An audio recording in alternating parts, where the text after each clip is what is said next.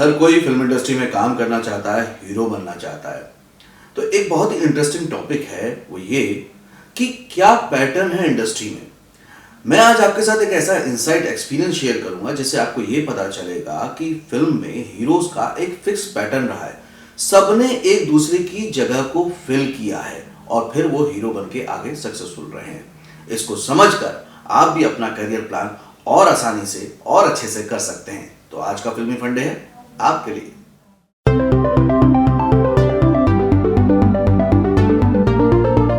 Hello friends, welcome to फिल्मी फंडे joinfilms.com। मैं हूं वीरेंद्र राठौर।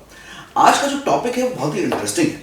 हालांकि मुझे शुरू में ये लग रहा था कि ये पता नहीं आप लोगों को पसंद आएगा कि नहीं आएगा, लेकिन हमारी जो टीम है जो हमेशा आपके कमेंट्स पढ़ती रहती है मेरे साथ साथ, उन सब ने मिलकर ये सोचा कि ये बहुत ही अच्छा इनसाइट एक्सपीरियंस है जो आपके साथ मुझे शेयर करना चाहिए। क्योंकि हम लोग जब आपस में बात करते हैं तो बहुत सारी चीज़ें निकल कर आती हैं, वो ज़्यादातर चीज़ें आप तक नहीं पहुंच पाती। बात यह है कि मैंने हमेशा देखा है कि इंडस्ट्री में आज से नहीं, शुरुआत से एक फिक्स पैटर्न चला आ रहा है हीरोज की कैटेगरी का। तो अगर एक एक्टर को ये पता चल जाए कि वो किस कैटेगरी को फिल कर सकता है, फुलफिल कर सकता है, तो हो सकता है वो करियर की तैयारी और अच्छे से कर पाए और आसानी से कर पाए। तो आज मैं आपसे सिर्फ और सिर्फ डिस्कस करूंगा कि ये पैटर्न कैसा है। अगर मैं बात करूं तो सबसे पहला है कि सुपर स्टारडम। सुपर स्टारडम की शायद सही मायने में शुरुआत हुई थी कहीं ना कहीं दिलीप कुमार साहब से। हालांकि उससे पहले भी स्टार थे, अशोक कुमार थे, बाकी लोग भी थे, लेकिन जो एक सुपर स्टारडम होता है ना कि बस पूरी इंडस्ट्री एक तरफ और एक हीरो एक तरफ, वो थे दिलीप कुमार साहब। उन्होंने रोमांटिक रोल भी किए, उन्होंने ट्रेजेडी रोल भी किए, उन्होंने एंग्री रोल भी किए, उन्होंने ग्रे शेड के भी रोल किए, उन्होंने हर तरह के रोल किए और सब में अपनी एक अलग तरह की छाप छोड़ी। अगर देखें तो उनकी इस परंपरा को कुछ आगे बढ़ाया राजेश खन्ना साहब ने। उन्होंने भी हर तरह के रोल किए, ग्रे शेड के भी रोल किए, रोमांटिक भी किए, एंग्री भी किए, लेकिन सबकी छाप पब्लिक ने भी थोड़ी थोड़ी बनाई। जैसे दिलीप कुमार साहब स्टारडम के थे, सुपर स्टारडम में थे, लेकिन उनको कहा ट्रेजेडी किंग, राजेश खन्ना को कहा रोमांटिक हीरो। उसके बाद बारी आई अमिताभ बच्चन की। अमिताभ बच्चन को कहा गया एंग्री यंग मैन। लेकिन आप देखिए तो वो पूरा का पूरा सुपर स्टारडम वाला ही रूल फॉलो हो रहा था। एक जनरेशन के बाद दूसरी जनरेशन, दूसरी जनरेशन के बाद तीसरी जनरेशन, और फिर अमिताभ बच्चन साहब के बाद उस चीज को कंटिन्यू किया शाहरुख खान ने। हालांकि बीच बीच में कई बार नाम चला जैकी श्रॉफ का, बीच में नाम चला अनिल कपूर जी का, लेकिन जो कहते हैं ना एक करिश्माई स्टारडम, वो किसी को हासिल नहीं हो पाया। अगर मैं आज की जनरेशन में बात करूं तो कहीं ना कहीं उसको बीच में टच करने की कोशिश की शाहिद कपूर ने, अभी लोग कहते हैं रणबीर कपूर, लेकिन बहुत जल्दी फैसला लेना गलत हो जाएगा क्योंकि शाहरुख खान अभी भी अपनी गद्दी पे बरकरार हैं, छोड़ा नहीं है उन्होंने वो करिश्मा अभी भी, इसलिए उनको बादशाह कहा जाता है, किंग खान कहा जाता है। देखते हैं इस वाले पैटर्न में अगला हीरो कौन आता है। आप मुझसे कमेंट बॉक्स में जरूर शेयर कीजिए अगर आपको बात समझ में आ रही है कि कौन सा हीरो है जो इस जगह पे आके टिकेगा, रुकेगा। दूसरा पैटर्न भी सुपरस्टार्स का ही है। अगर आप देखें तो वो पैटर्न था राज कपूर साहब का। राज कपूर साहब भी दिलीप कुमार के साथी थे, लेकिन राज कपूर जी ने हमेशा एक्सपेरिमेंट किया अपनी इमेज के साथ, अपने कैरेक्टर के साथ। उन्होंने हर तरह के रोल किए, हर तरह की फिल्में बनाई, बहुत ज़्यादा एक्सपेरिमेंट किए। अगर हम देखें उनके बाद किसने इस तरह का एक्सपेरिमेंट किया, अगर हम ये दूसरा पैटर्न माने कि एक अलग पैटर्न है जो राज कपूर जी का था, जो एक्सपेरिमेंट करता था और स्टार भी था, उस पैटर्न को बाद में फॉलो किया संजीव कुमार जी ने। उन्होंने भी अलग अलग तरह के रोल किए, जहां एक तरफ अपनी शरीर की, अपनी कदकाठी का, अपना बॉडी को बहुत ज़्यादा कभी भी फिट नहीं रखा राज कपूर साहब ने, उसी तरह से संजीव कुमार ने भी कभी भी उस पर ध्यान नहीं दिया। बस ध्यान दिया तो अपनी परफॉर्मेंस पे, और जब भी जो भी कैरेक्टर प्ले किया उसमें उन्होंने शानदार अभिनय किया। अगर देखें संजीव कुमार साहब के बाद किसने उस परंपरा को आगे बढ़ाया तो हमें बहुत आसानी से नजर आएगा एक्सपेरिमेंट करने वाला mister perfectionist Aamir Khan. Star वो भी है, सुपरस्टार वो भी है, लेकिन अपने कैरेक्टर के साथ, अपनी फिल्मों के साथ, अपने रोल के साथ हमेशा एक्सपेरिमेंट करते रहे हैं। अगर आप देखें अभी तक किसी भी स्टार ने, आमिर खान के आसपास के सभी स्टार्स ने, किसी ने भी अपने आप को एक बुजुर्ग के रोल में बहुत ज़्यादा प्रेजेंट नहीं किया है। बेटियों का बाप, बड़ी बेटियों का बाप शो नहीं किया है, मतलब फिल्म के ज़्यादा हिस्से में लोगों ने किए एक्सपेरिमेंट। शाहरुख खान ने भी बुजुर्ग का रोल किया, लेकिन फिल्म के बहुत छोटे से हिस्से में। लेकिन बहुत बड़े हिस्से में आमिर खान ने दंगल में काम किया और उन्होंने हर बार अपनी ही बनाई इमेज को तोड़ा है। तो अगर आप देखेंगे तो ये भी स्टार्स का एक पैटर्न है, फिक्स पैटर्न है। तो अगर आपको भी लगता है कि आप पहले वाले पैटर्न में आते हैं या फिर इस पैटर्न में आते हैं, तो कोशिश उसी तरह से शुरू कीजिए, आपको सक्सेस थोड़ी जल्दी मिल सकती है, ऐसा चांसेस है। आप मुझे ये भी शेयर कीजिए कमेंट बॉक्स में कि आपके हिसाब से ये एक्सपेरिमेंट करने वाले स्टार्स में आज के टाइम में आपको और कौन नजर आता है। मेरे हिसाब से जो आज की जनरेशन में है, जो इस राह पे चल पड़े हैं, वो है राजकुमार राव।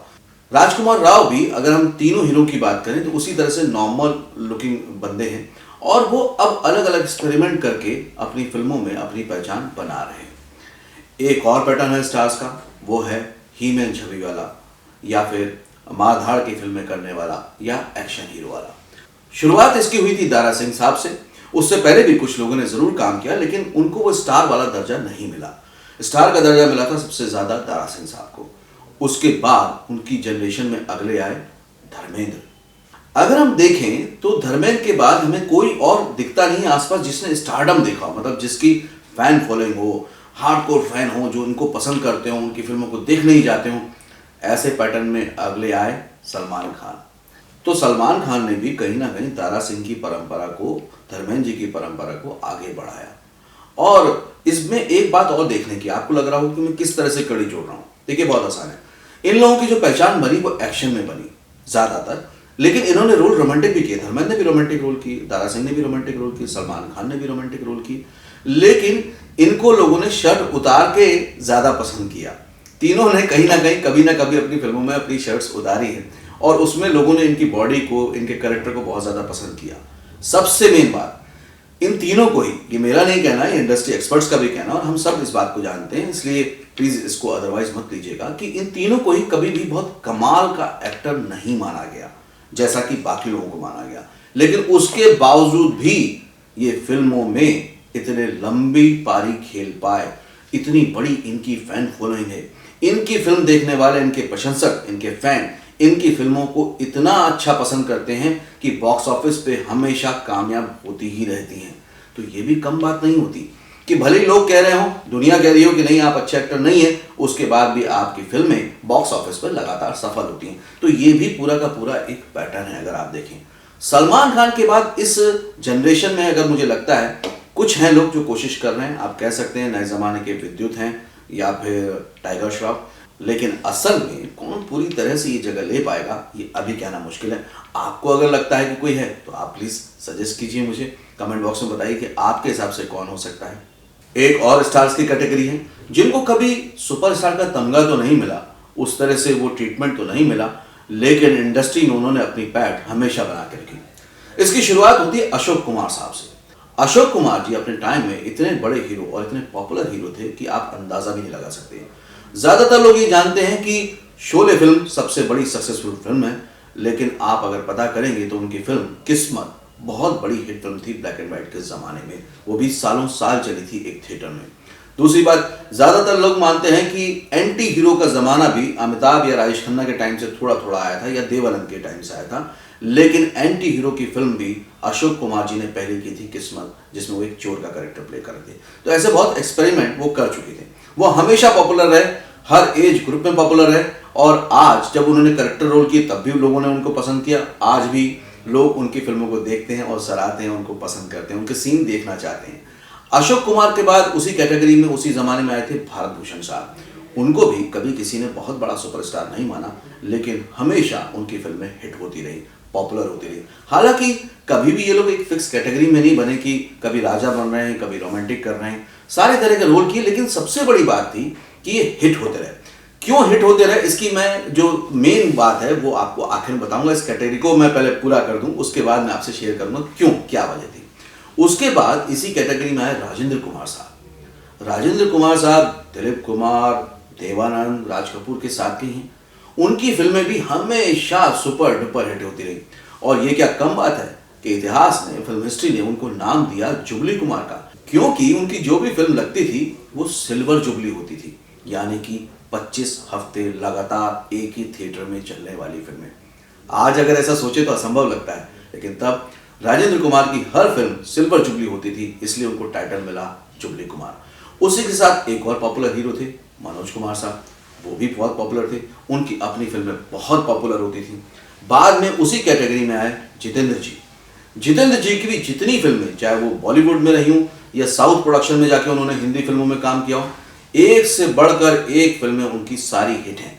अपने ज़माने में रहते हुए सारे सुपरस्टार के साथ वो रेगुलरली पॉपुलर फिल्में देते आ रहे थे, सक्सेसफुल फिल्में देते आ रहे थे। तकरीबन जितेंद्र जी के ही आसपास एक दो हीरो और थे जो कि इसी कैटेगरी में थे और उनकी फिल्में पॉपुलर होती थी। एक तो थे बिल्कुल ही अलग तरह के हाव भाव, कदकाठी और रूप रंग के हीरो अमोल पालेकर। उनकी भी जितनी फिल्में लगती थी वो हिट होती थी और लोग उनको बहुत पसंद करते थे, जबकि वो एक जो नॉर्मल एक ट्रेडिशनल लुक है ना कि हीरो एकदम चॉकलेटी होना चाहिए, वैसा होना चाहिए, बिल्कुल भी वैसे नहीं थे। उसके बाद भी उनकी फिल्मों को पसंद किया जाता था। एक और हीरो थे जो कि बिल्कुल अनकन्वेंशनल थे, शत्रुघ्न सिन्हा। उनकी भी लगातार फिल्में हिट होती थी, उनकी फिल्मों को भी कोई रोक नहीं पाता था, भले कोई सुपरस्टार हो या कोई भी हो। एक और हीरो थे विनोद खन्ना जी, जो कि पहले अपनी शुरुआत की थी उन्होंने विलेन के करियर से, बाद में हीरो बने। तो आप देखिए पॉपुलर रेंज में अपने अपने दौर में कम से कम दो दो तीन तीन लोग रहे जिन्होंने एक साथ फिल्मों को सक्सेसफुल बनाया है, फिल्मों में राज किया है, लोगों के दिलों में राज किया है। अगर हम आज की बात करें तो हमें लगता है सिर्फ एक ही है जो इस तरह की चीजों को पूरा कर रहा है, वो है अक्षय कुमार। अक्षय कुमार हर दौर में सफल होते आए हैं। आप देखेंगे उनका करियर ग्राफ कितना बड़ा है, कब से वो फिल्में कर रहे हैं। उनके साथ के कई हीरो आज काम भी नहीं कर रहे हैं, लेकिन वो लगातार काम कर रहे हैं, वो हिट हो रहे हैं, आज भी हिट हो रहे हैं। अगर हम ये पूरा पैटर्न देखें तो इस पूरे पैटर्न में मैंने जितने भी नाम लिए, इनके साथ कभी ना कभी बहुत ही दिग्गज स्टार्स जिनकी फैन फॉलोइंग बहुत ज़्यादा है, जिनके लिए फिल्में कुछ स्पेशल बनती हैं, उसके बावजूद भी ये पॉपुलर स्टार्स ने अपना दमखम बनाए रखा। क्यों बनाए रखा? क्योंकि ये पब्लिक को समझते थे। इसमें भी एक बात बड़ी कॉमन है कि क्रिटिकली कभी भी लोगों ने इन लोगों को बहुत अच्छा एक्टर नहीं माना, लेकिन फिर क्या वजह है कि पब्लिक ने इनको पसंद किया, प्रोड्यूसर डायरेक्टर ने इनको रिपीट किया। सबसे बड़ी बात, एक बात इन सब में कॉमन थी, इनका एटीट्यूड। इनका एटीट्यूड पब्लिक के प्रति, इनका एटीट्यूड फिल्म मेकिंग के प्रति, इनका एटीट्यूड प्रोड्यूसर के प्रति, इनका एटीट्यूड और रेस्पेक्ट डायरेक्टर के प्रति। इनको पॉपुलर बनाया है पब्लिक ने, इनको पॉपुलर बनाया है प्रोड्यूसर डायरेक्टर ने, क्योंकि इन्होंने हमेशा अपने काम को और बेहतर करने की कोशिश की है। फिल्मों को अपना एक ऐसा जरिया माना जिससे कि ये पब्लिक के सामने जा सकते हैं। अपना प्रोफेशनलिज्म इन्होंने बहुत अच्छे से दिखाया, इसीलिए ये इतने लंबे सालों तक पॉपुलर रह पाए। एक कैटेगरी और है जिसका जिक्र मैंने नहीं किया, और वो कैटेगरी है कुछ अलग से स्टाइलिश स्टार की। इसकी शुरुआत कहीं ना कहीं हुई थी देवानंद जी से।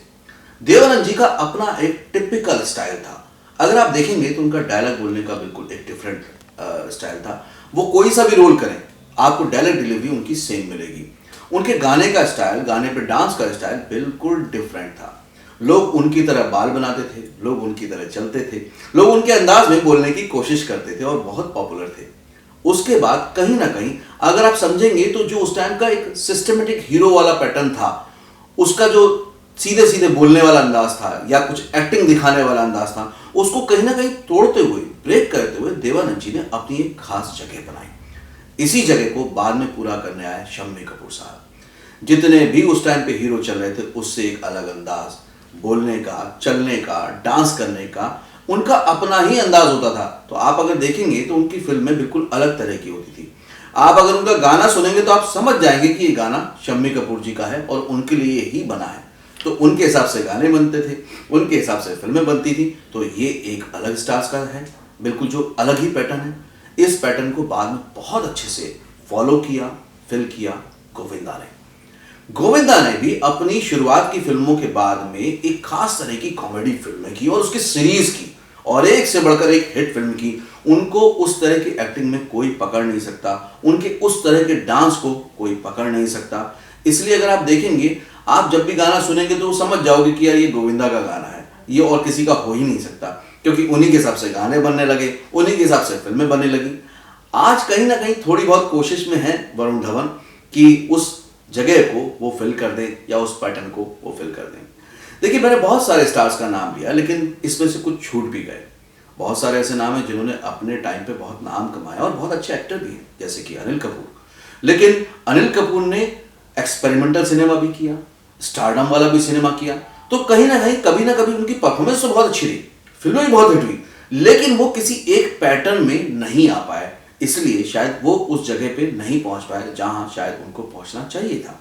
इसी तरह से मिथुन चक्रवर्ती बहुत ही कमाल के actor, national award winning actor है, लेकिन उनमें भी शायद किसी एक पैटर्न में नहीं आए, इसलिए उनकी फिल्में बनी भी, हिट भी हुई, लेकिन वो उस स्टारडम में नहीं आ पाए। हालांकि पर्सनली मैं बहुत उनको फॉलो करता हूं, बहुत एडमायर करता हूं, क्योंकि वो एक कमाल के एक्टर हैं। जब भी उनको एक अलग तरह की परफॉर्मेंस मिली है, उन्होंने अपनी एक अलग छाप छोड़ी है।